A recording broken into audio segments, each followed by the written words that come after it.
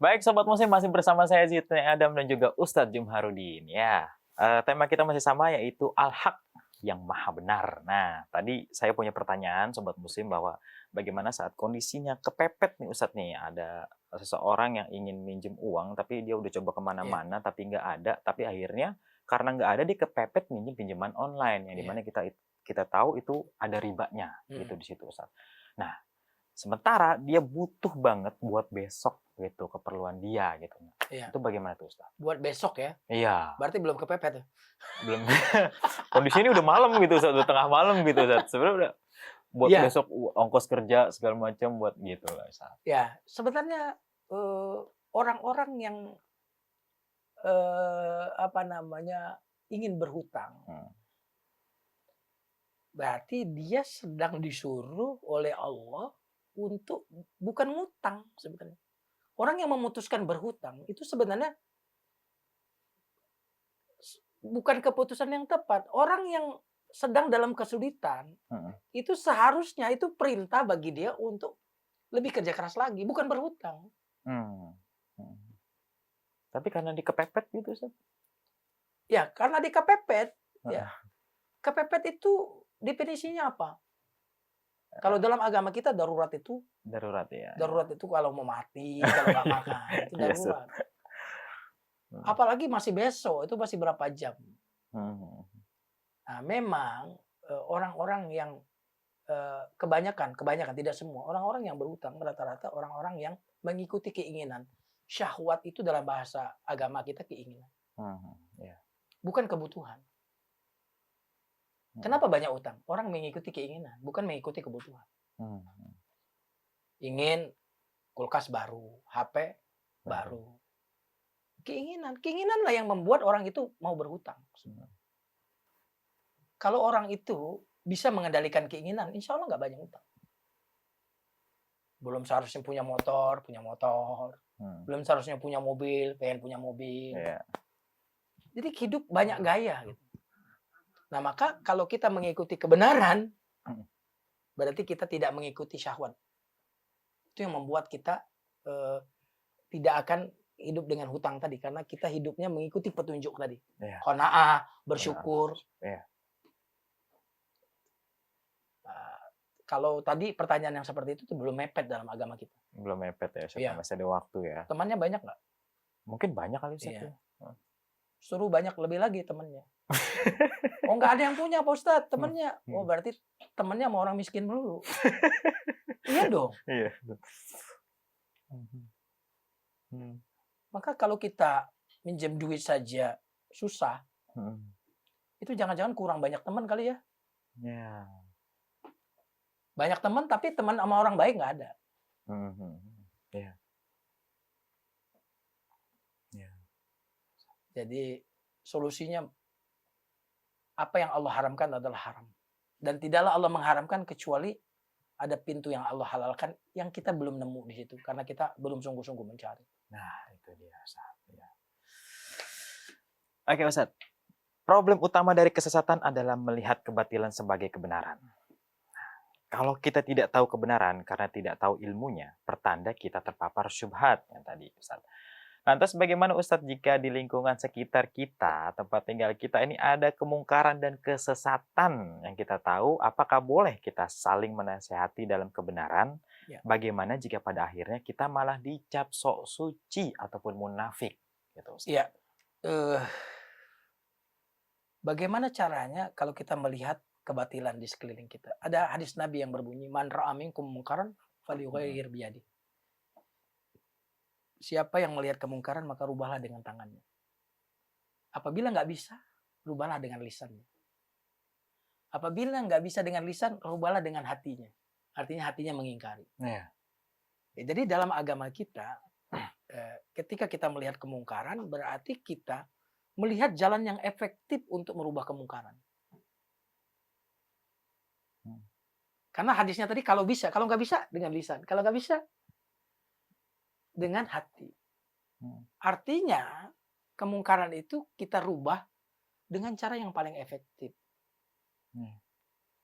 Kalau sudah tahu kita yang merubah kemungkaran itu pasti dimusuhi. Iya. Ya, carilah cara lain, orang ketiga, Pak Ustadz, Iya. Kiai. Karena agama kita itu ingin merubah kemungkaran, jangan sampai menimbulkan kemungkaran yang lebih besar lagi. Besar lagi. Ya kan gitu. Iya. Kita tutup nih tempat maksiat nih. Kita serang gitu. Mereka menciptakan tempat maksiat yang lebih besar lagi bisa jadi. Nah, jadi merubah kemungkaran itu harus betul-betul dengan cara yang efektif, bukan cara yang membabi buta. Iya. Cara yang lembut gitu ya. Dengan cara yang lembut. Nah, kalau dengan cara yang lembut, mereka masih mencaci kita soalim, itu cuma lisannya mereka mengatakan soalim, tapi hatinya pasti tidak. Oh. Karena semua orang hatinya pasti suka sama orang baik.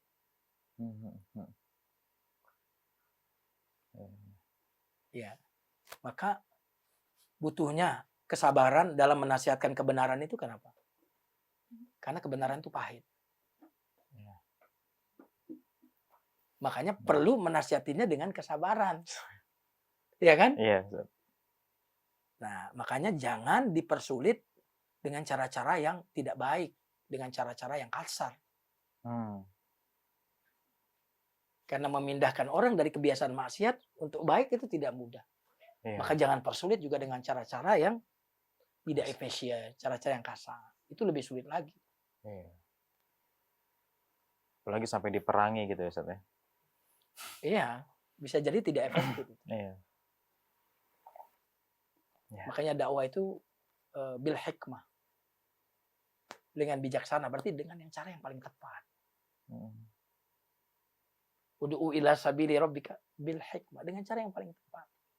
Artinya yang paling efisien, yang paling efektif. Kalau diserang tadi itu paling efektif, ya serang aja. Gitu. Iya. Nah, kalau bagus ya aparat yang membubarkan kemaksiatan itu. Iya. Gitu. Baik Ustadz, implementasi kebenaran adalah menegakkan keadilan. Kalau ada orang yang sudah berilmu, pengetahuannya sudah clear, tahu mana yang benar dan salah, tapi masih tersesat, pertanda orang ini sudah terpapar syahwat, uang, kedudukan, popularitas. Lantas bagaimana cara mengobatinya, Ustadz? Iya. Bagaimana cara mengobati syahwat? Iya. Syahwat itu bisa diobati dengan rasa takut kepada Allah. Kalau dia tetap melakukannya, gitu Ustadz. Berarti nggak takut sama Allah. Jadi syahwat itu hanya bisa diredam dengan rasa takut. Tadi seperti syahwat makan, takut penyakit. Iya. Takut kolesterol. Nah, maka kita takut kepada Allah, takut azab Allah, takut siksaan Allah, takut kepada Allah. Itu yang akan meredam syahwat kita. Maka di surat An-Nazi'at itu Allah berfirman, wa amma man khofa maqama rabbih. Siapa yang takut kepada Allah, maka dia menahan hawa nafsu. Nah, bisa juga dengan mengingat mati. Karena mengingat mati itu kata Nabi menghancurkan kelezatan. Karena di dalam syahwat itu kan ada kelezatan. Iya. Bagaimana menghancurkan kelezatan? Mengingat mati. Coba kalau besok mati. Sebentar lagi mati. Kira-kira masih nafsu nggak tuh makan? Ini 1 jam lagi mati. Enggak, masih nafsu nggak? Enggak. Bangun rumah masih nafsu nggak? Enggak. Beli mobil baru masih nafsu nggak? Enggak. Kenapa? Karena tahu sebentar lagi mau mati. Jangan kayak hewan gitu. Hewan korban itu coba lihat, disembelih temennya dia masih makan aja. Hanya hewan yang melakukan itu. Iya. Nah, problem orang yang sudah tahu itu bukan di pengetahuan, tapi di pengendalian hawa nafsu. Hawa nafsu itu bisa diredam dengan mengingat mati, ingat neraka. Baik Ustadz, kalau kondisinya begini Ustadz, dalam sebuah komunitas atau dalam sebuah misalkan pemerintahan, tapi bukan di negara kita Ustadz, negara lain, dalam sebuah pemerintahan, lembaga, semuanya ini bermain Ustadz, orang-orang di dalam ini. Semuanya bermain, kalau kita tidak bermain, maka kita akan dicap Ya. atau kita akan dimusuhi Ya. atau tidak sepakat, Ya. bahkan kita bisa dikambing hitamkan. Ya. Gitu, Ustaz. Padahal kita tahu kalau kita ikut bermain, ini adalah perbuatan yang salah, tidak benar gitu. Betul. Nah, bagaimana menyikapi ini, Ustaz? Di satu kondisi kita kepepet, kita tahu nanti kita bakal ditendang. Ya. Untuk menyelamatkan diri kita, maka kita mau tidak mau kita harus ikut makan itu. Bagaimana, Ustaz? Ya, carilah keriduan Allah meskipun manusia murka sama kita. Baik. Karena yang murka kepada kita, tapi Allah ridho kepada kita, berarti mereka menghadapi Allah. Janganlah kita meraih ridho manusia dengan kemurkaan Allah. Kalau Allah murka sama kita, siapa yang bisa nolong kita? Ya. Tapi kalau manusia itu murka, nggak senang sama kita, mau menendang kita, sementara Allah ridho kepada kita, berarti orang ini akan berhadapan dengan siapa? Ya. Jika Allah ridho kepada kita, siapa yang bisa memusuhi kita? Tapi jika Allah memusuhi kita, walaupun manusia ridho, siapa yang bisa nolong kita?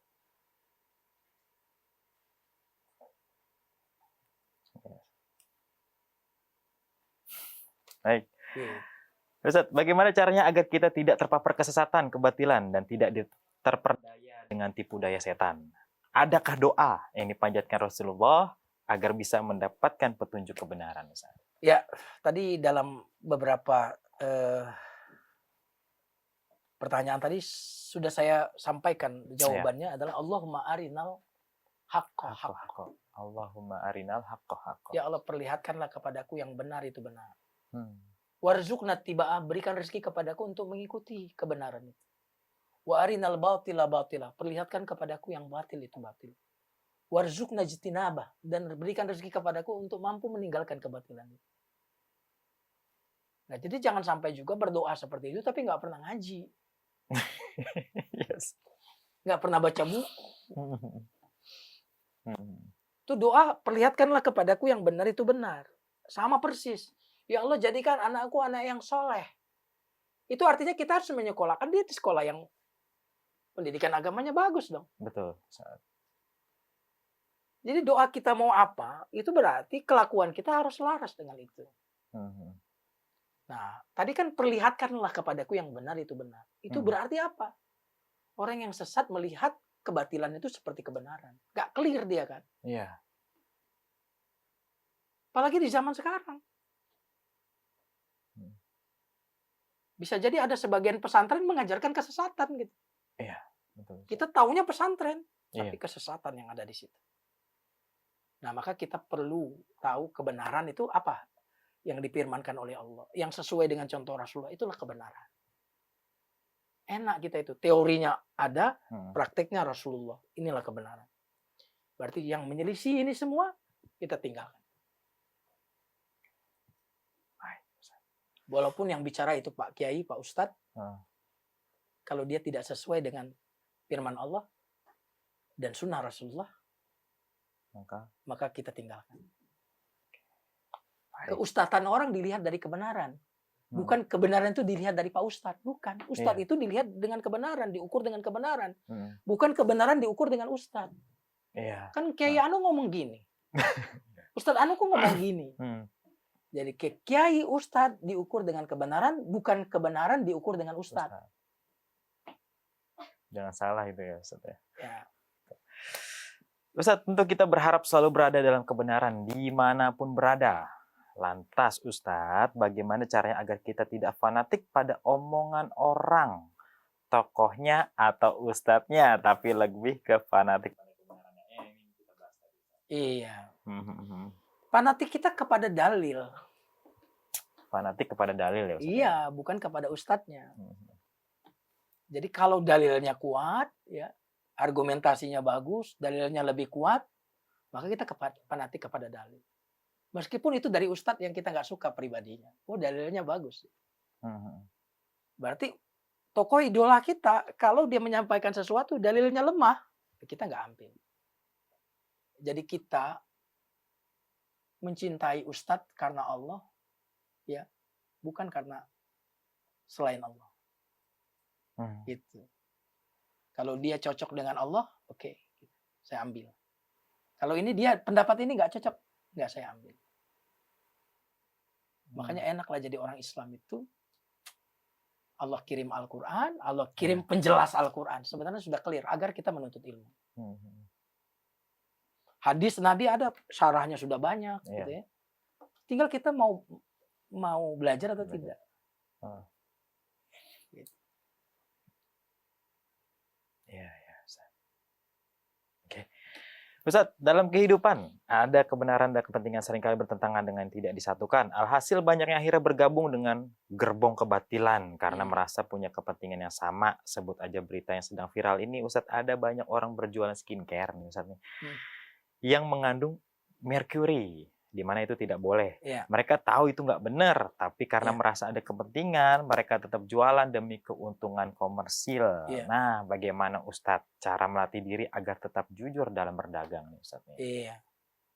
Makanya Tuhan kita tuh Allah, bukan uang. Iya, itu dia. Jadi orang yang meninggalkan kebaikan demi keuntungan, ya, menjual satu produk yang merusak jantung orang, misalkan gitu ya. Mas Jimmy ketawa. Jadi menyebabkan kanker gitu kan. Dia tahu itu.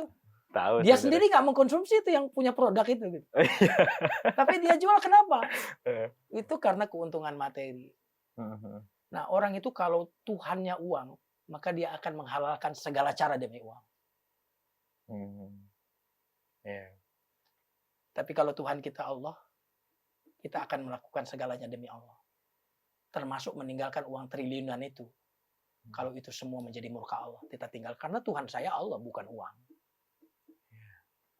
Maka orang yang menghalalkan segalanya demi uang, demi jabatan, mereka itu bukanlah bertuhankan Allah, tetapi bertuhankan jabatan dan uang.